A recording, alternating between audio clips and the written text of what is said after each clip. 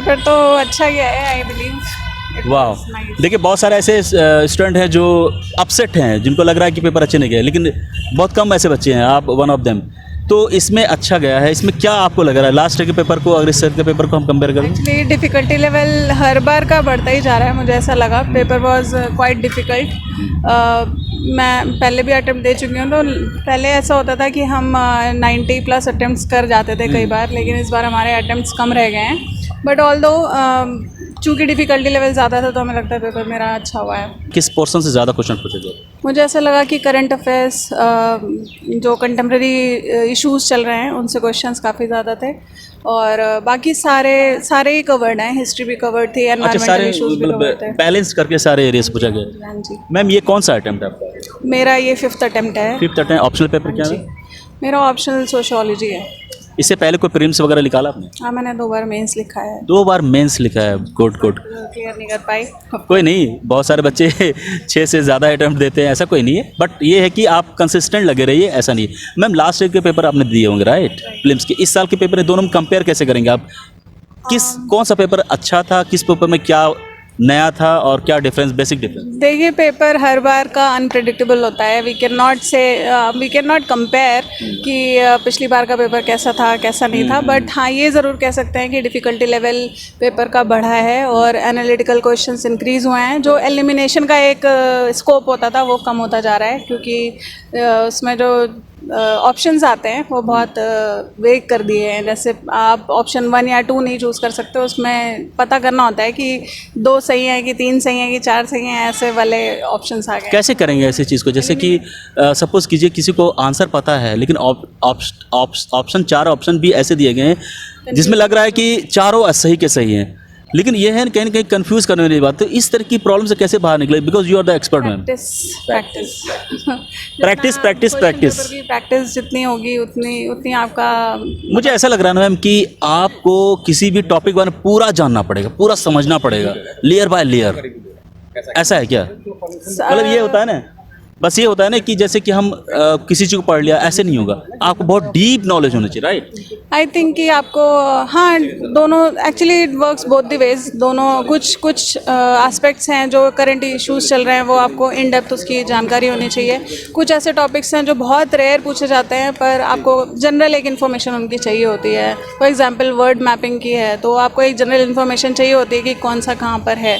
पर जो current issues चल रहे हैं करंट उसमें टॉपिक्स में, उनकी तो इन डेप्थ आपको चाहिए ही चाहिए होगी। तो it depends on the topics basically, ऐसा नहीं। मैम ओवरऑल क्या आपके हिसाब से क्या एनालाइज करेंगे आज के पेपर को? बहुत सारे बिगनर्स भी दिख रहे हैं, जो नए बच्चे हैं जो तैयारी कर रहे हैं, उनको किस तरह से आगे की रणनीति क्या हो, इस तरह की कुछ चीज़? मुझे नहीं लगता कि मैं इस आंसर को देने के लिए कैपेबल हूँ, क्योंकि मैंने अभी क्लियर नहीं किया है। ऑल्दो मुझे लगता है कि कंसिस्टेंसी और प्रैक्टिस का, हाँ, मतलब उसी से सोल्यूशन इसका मिल सकता है।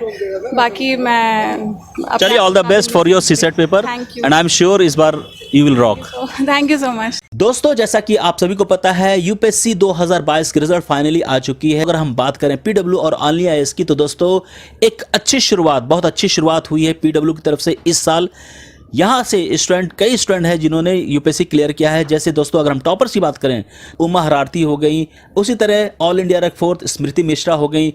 ये सब एक बेहतरीन रिजल्ट लेके आए हैं पीडब्ल्यू की तरफ से। इन सभी को हमारी तरफ से कांग्रेचुलेशन। अब ये टॉपर्स हैं, ये टॉपर्स कैसे आए हैं पीडब्ल्यू से, कुछ ना कुछ तो बात होगी, कुछ ना कुछ अलग है जो पीडब्ल्यू आप सभी के लिए कर रहा है। अगर आप भी इन टॉप 10 में आना चाहते हैं तो आज ही पीडब्ल्यू को ज्वाइन किए, क्योंकि दोस्तों यहाँ पे ऐसे ऐसे कोर्स डिजाइन किए गए हैं, आपके मतलब की हैं, आपके लिए बनाई गई हैं। ऐसी टूल्स और टेक्निक्स यूज की गई है जिससे जरिए आप टॉपर्स की लिस्ट में आ सकते हैं। और हाल ही में जैसा कि आप सब जानते हैं, प्रतिज्ञा दिवस लॉन्च की गई है, और इस प्रतिज्ञा दिवस पे तो और भी ज्यादा डिस्काउंट आप सभी को दिया जा रहा है, 1500 का डिस्काउंट। कुछ कोर्सेज हैं जिसका मैं आपको यहां बता दूं। प्रहार 2024 इंग्लिश, जो पहले आपको 8,999 पे करने थे, अब आपको 7,499 पे कर रहे हैं, 1,500 रुपए का डिस्काउंट। उसी तरह दोस्तों प्रहार 2024 हिंदी, इसके लिए भी आपको 7,499 पे करना है। टाइटन 2024 इंग्लिश, जिसके लिए आपको 8,999 देना था, उसके लिए भी आपको 7,499 देने। इन सभी 1,500 का डिस्काउंट है। यही नहीं, अगर आप हमारे कूपन कोड WTM को यूज करेंगे तो आपको एडिशनल 500 का भी डिस्काउंट मिलेगा। पीडब्ल्यू ने एक और बेहतरीन काम किया आप सभी के लिए। बहुत सारे ऐसे स्टूडेंट थे जिनकी कमेंट आती रहती, सर मुझे पीडब्ल्यू की नोट्स चाहिए, बुक्स चाहिए। वैसे स्टूडेंट जिन्होंने पीडब्ल्यू की कोर्स नहीं ली है लेकिन फिर भी आप उनके नोट्स और बुक्स लेना चाहते हैं तो आपको अमेजोन पे ये आसानी से मिलने वाला है। तो दोस्तों हमारे चैनल की तरफ से इन सभी टॉपर्स को मैनी कॉन्ग्रेचुलेशन, स्पेशली स्मृति मिश्रा और उमा हरारती जो पीडब्ल्यू ओनली आईएएस की तरफ से एक बेहतरीन रिजल्ट लेके आए हैं। आप भी अगर इस रैंक पे आना चाहते हैं, आप भी अगर टॉपर्स टॉप 10 में आना चाहते हैं तो आज ही पीडब्ल्यू को ज्वाइन करें और अच्छी शुरुआत करें अपने यूपीएससी प्रिपरेशन की। मैम कैसे पेपर गए आप लोग के? डोंट वरी, आपको अपसेट होने की जरूरत नहीं है, सभी ऐसे ही सोच रहे हैं, ऐसा नहीं है। जैसा आपके गए उनके भी ऐसे ही गए हैं, बट ये है कि एक एक आंसर का फर्क पड़ता है। आपको कैसा लग रहा है इस बार जो अभी देख के आए, क्या डिफरेंस है लास्ट ईयर के और इस साल के पेपर में? डिफरेंस यही था कि पिछली बार जो ऑप्शंस चेंज किए थे वन ओनली ऐसा था, तो पिछली बार कुछ ही क्वेश्चंस ऐसे थे। इस बार तो 80 to 85% पेपर पूरा ऐसा ऐसे थे, पूरा ऐसा मतलब था। पूरी तरह से एलिमिनेट करने की कोशिश पूरा नहीं, कुछ नहीं, एलिमिनेशन तो नहीं काम किया नहीं बिल्कुल। किया, काम किया ना। तो क्या एग्जामिनेशन हॉल में किस तरह का आपको लग रहा था आंसर देख के? आपके प्रिपरेशन के हिसाब से किस तरह क्वेश्चन पूछे गए? आप किस तरह देखते हैं, किस सब्जेक्ट से ज़्यादा क्वेश्चन थे? सब्जेक्ट से तो सभी से थे, मतलब रेशियो तो वही था पुराना वाला ही, लेकिन बस अरे नहीं ऐसा मत करो, पिछले बार भी ऐसे ही हुआ था। कोई ज़रूरी नहीं कि आपको ऐसा लग रहा है, आपके पेपर अच्छे गए होंगे मुझे पता है। आप ये बताइए कि ओवरऑल एनालिसिस करेंगे आज के जीएस के पेपर को, तो आप कैसे देखती हैं? हम बस यही है कि मतलब एलिमिनेशन कुछ नहीं हो सकता और 100% नॉलेज चाहती है यूपीएससी किसी टॉपिक के ऊपर पूरा 100% नॉलेज चाहिए, ये कह रही हैं, बिल्कुल सही बात है। तो आप इसके लिए क्या करेंगे मैम? बस एक्यूरेसी चाहिए, अब हर टॉपिक को एकदम एक्यूरेसी के साथ पढ़ना है, क्योंकि प्रिसाइजली पूरी हर एक चीज लेयर बाय लेयर देखना है ना, लेयर बाय लेयर, क्योंकि एलिमिनेट कुछ नहीं हो सकता। अब एक दो ऑप्शन आने से आप आंसर तक नहीं पहुंच सकते। बहुत बढ़िया। तो मैम इस तरह से जो ऑप्शन दी गई 4, इसमें भी तो कंफ्यूजन, बहुत सारे बच्चे ये बोल रहे थे सर मुझे तो क्वेश्चन पता चला गया है, उसका आंसर ही पता था, लेकिन हम आंसर सही नहीं लिख पा रहे थे क्योंकि इतनी कंफ्यूजन हो गई, लग रहा था सारे ऑप्शन 4 हैं वो सारे सही हैं। तो कैसे करेंगे इसको, किस तरह से देखेंगे? ऑप्शन ऐसे फ्रेम ही किए गए थे ना, कि यूट्यूब पे एलिमिनेशन के बहुत सारे वीडियोस आए थे सब।